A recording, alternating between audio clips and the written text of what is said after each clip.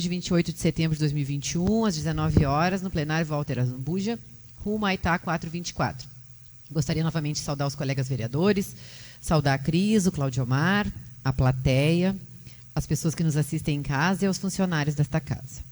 Leitura do edital de convocação da audiência pública. Edital de convocação para audiência pública para demonstração e avaliação do cumprimento de anexo de metas fiscais do segundo quadrimestre de 2021. O presidente da Comissão de Orçamento, Finanças e Contas Públicas da Câmara Municipal de Vereadores de Pinheiro Machado e a vice-presidente da Câmara, com fulcro no parágrafo 4º do artigo 9º e artigo 48 da Lei Complementar número 101, de 4 de maio de 2000, Lei da Responsabilidade Fiscal, e no artigo 23 da Lei Orgânica Municipal, tornam público que farão realizar audiência pública para demonstração e avaliação do demonstrativo simplificado do relatório, resumido da execução orçamentária referente ao quarto bimestre de 2021, bem como o demonstrativo simplificado do relatório de gestão fiscal, referente ao segundo quadrimestre de 2021, no dia 28 de setembro de 2021, terça-feira, às 19 horas, no plenário Walter Azambuja, Câmara Municipal de Vereadores de Pinheiro Machado, Rua Humaitá 424. Oportunidade que convida a população em geral, representantes das entidades governamentais, classistas, sindicais, setoriais, comunitárias e outras devidamente instituídas a participarem e ou assistirem à transmissão via internet. As entidades ou cidadãos que desejarem se pronunciar sobre o assunto em questão poderão participar em tempo real através do Facebook da Câmara ou através do e-mail cv.pm@hotmail.com.com ou pelo fone 53-3248-1527, a partir da publicação deste edital. Tais medidas estão embasadas na Resolução de Mesa número 4 de 2020 e suas atualizações. Registramos que está liberada a presença de público, respeitando os limites de distanciamento, sendo permitido o acesso de 33 pessoas ao plenário Walter Azambuja. Sala das Comissões, 24 de setembro de 2021, Laura Rato Finkler, vice-presidente da Câmara Municipal, e Cássio Câmara Garcia, presidente da Comissão de Orçamentos, Finanças e Contas Públicas. Passo a palavra à contadora Cris dos Santos, representante do Poder Executivo Municipal. Boa noite, senhores vereadores, boa noite os servidores dessa casa e o pessoal que nos assiste pelas redes sociais. Bem como falado pela vereadora Laura Rato, iremos então tratar sobre o segundo quadrimestre de 2021, bem como o quarto bimestre de 2021. Então, vou fazer um resuminho básico aqui. Previsão inicial da receita, tá? O que o município almeja arrecadar ao longo de 2021. 54 milhões. Até então, nós realizamos 36.194.000. Despesas empenhadas, 34.409.000. Dessas, foram liquidadas 30.549.000 e foram pagas 30.291.000. Isso nos resulta um superávit orçamentário. Superávit orçamentário é no valor de 5.644.000, que se dá pelo cálculo da receita realizada no período menos a despesa liquidada, tá? A gente está falando do orçamento de 2021. Nesse momento, a gente está falando, né, sobre isso sem tratar do período anterior, tá? Por isso, superávit orçamentário. Restos a pagar. Quando a gente está falando de restos a pagar, são despesas de 2020 para trás. São contas anteriores, tá? Dos restos a pagar, nós temos os processados e os não processados. Os processados é os que foram liquidados e os não processados, os que não foram liquidados. O Poder Executivo, então, começou o exercício de 2021 com 3.673.000. Houve um cancelamento de 179.000, um pagamento de 888.000, restando um saldo de 2.605.000. Isso dos restos processados. Sobre os não processados, o Poder Executivo inscreveu 2.451.000, cancelou 410.000, pagou 346.000, restando um saldo de 1.694.000. Quando a gente fala em cancelamento, tá, pessoal, são saldos de empenhos que não foram executados. Acontecem os empenhos por estimativa e quando se verifica, né, que não foi realizado parte daquele serviço, não foi entregue parte daquele material, se anula o empenho. À medida que vai se verificando, vai se fazendo o cancelamento desses empenhos, tá? Então, o total de restos a pagar que nós temos hoje, como demonstra ali na última linha daquela primeira página, nós começamos o exercício com 6.125.000, total de restos a pagar. Foi cancelado 589.000, pago 1.235.000, restando até então de restos 4.300.000. Sobre os índices de gastos com educação e saúde, a gente está sempre falando que existem mais de uma base de cálculos, tá? Existe a base de cálculos da Secretaria do Tesouro Nacional, tá? Existe a base de cálculos do Tribunal de Contas, existe a base de cálculos do CIOP, do CIOPS, do MGS, por isso que os índices nunca são iguais, tá? Então, eu trouxe aqui o que foi protocolado no Legislativo, que é conforme a Secretaria do Tesouro Nacional, tá? 16,63%. Conforme o Tribunal de Contas, nós estamos em 17% de gastos com educação. Isso, basicamente, se reflete pela função dos contratos, né, que acabaram acontecendo posteriormente, tá? Quando eles aconteciam antes, final de fevereiro, comecinho de março, o valor era bem significativo e acabava que o Fundeb não era suficiente para a gente pagar, né, toda a folha de pessoal, e a gente acabava empenhando uma parte desse valor no MDE. E a gente sabe também que boa parte desse reflexo de até então não estar se atingindo os 25% é pela função de recém as aulas estarem retornando.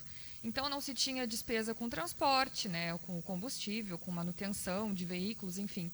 Então, tudo isso acabou refletindo, né, com esse período de pandemia. E a partir de agora que as aulas retornaram, a gente deve sentir um reflexo de aumento nesse índice de gastos com educação. Sobre os gastos com saúde, segundo a Secretaria do Tesouro Nacional, 12,68%, segundo o Tribunal de Contas, 12,83%. Mas o município tem trabalhado bastante, né, em relação a isso. Como o vereador Eliton sabe, né, há pouco tempo atrás ele ainda estava à frente da pasta da Secretaria da Saúde. Foi adquirido agora no mês de setembro uma ambulância tipo D, né, o valor dela quase R$400 mil. 342. Isso, um valor bem significativo, né? Bem mais de R$300 mil. Isso vai entrar no índice, ainda não computou nesse índice, tá? Porque a gente está falando de valores até 31 de agosto, tá? Essa ambulância foi adquirida em setembro, então ela ainda não está computada nesse índice. Isso vai ajudar a dar uma melhorada nos gastos com saúde. Também a questão da folha de pagamento, tem buscado se empenhar basicamente tudo em ASPs. Gastos com pessoal. Aqui é o principal impacto que a gente vê da divergência das bases de cálculo.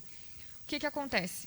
Secretaria do Tesouro Nacional pega tal e qual o que foi empenhado no grupo 31, que é o grupo de folha de pagamento propriamente dito. Tá? Folha de pagamento, contratos, INSS, RPPS. Já o Tribunal de Contas, de um tempo para cá, ele está apontando também como gastos com pessoal os aportes financeiros ao RPPS. O que acontece? O que o município arrecada, tá, dos servidores aposentados e pensionistas, o que o município arrecada todos os meses, tá, da folha dos servidores ativos. Tá? Se um servidor ganha R$1.000, é descontado 11% até então, né, e o dobro desse valor o município dá como contrapartida. E alguns aposentados que passam o valor do teto também contribuem. Em resumo, a contribuição que o fundo recebe não é suficiente para pagar a folha dos aposentados. Chegou o dia de pagar a folha, se não tem aquele valor em caixa, o município tira do seu caixa livre para fazer o pagamento, e esses então são os aportes financeiros, que são valores bem significativos e que o Tribunal de Contas tem acrescido aos gastos com o pessoal. Outra coisa é que a gente acresce manualmente no Tribunal de Contas é a função das empresas terceirizadas e das RPAs. Porque se a gente não acrescer, o Tribunal de Contas também nos aponta. Então, a gente vê nos últimos 12 meses, que quando a gente está falando de Tribunal de Contas é sempre os 12 últimos meses, ou seja, setembro de 2020 até agosto de 2021, a gente tem que fazer um levantamento de todas as terceirizadas e todas as RPAs e lançar manualmente, porque se a gente não lança, o tribunal vai lançar, eles têm acesso a tudo, e a gente, inclusive, pode sofrer apontamentos. Então, com esses acréscimos de aportes financeiros, RPAs e terceirizadas, a gente está chegando a um índice de gasto com o pessoal de 63,66%. Ainda sobre os aportes, acho que é importante a gente salientar sempre, tá? Em 2017, nós fizemos aportes financeiros de R$79 mil, 2018, R$5.970.000, 2019, R$7.391.000, 2020, 8.207.000, e até o dia 31 de agosto deste ano nós já tínhamos feito aportes no valor de 5.828.000. Isso somado dá quase 27 milhões e meio de reais. Então, quer dizer, valores que saíram dos cofres livres do município para fazer aportes financeiros ao Fundo de Aposentadoria e Pensões. Acho que de maneira bem resumida, tentei resumir da melhor maneira possível, porque eu falo demais. Acho que são os principais valores a se falar no momento. Fico no aguardo dos senhores vereadores para os questionamentos. Obrigada, Cris. Então, coloco a palavra aos vereadores para que façam seus questionamentos, por ordem das bancadas. Vereador Fábio Dias. Eu gostaria de cumprimentar a Cris e o Cláudio Omar pela presença de vocês aqui. Essa parte contábil sempre importante para a nossa comunidade e para nós, vereadores. A gente sabe que é bastante complexo essa parte, mas é importante, de fundamental importância. Eu fico muito satisfeito pelas explicações, Cris, tá?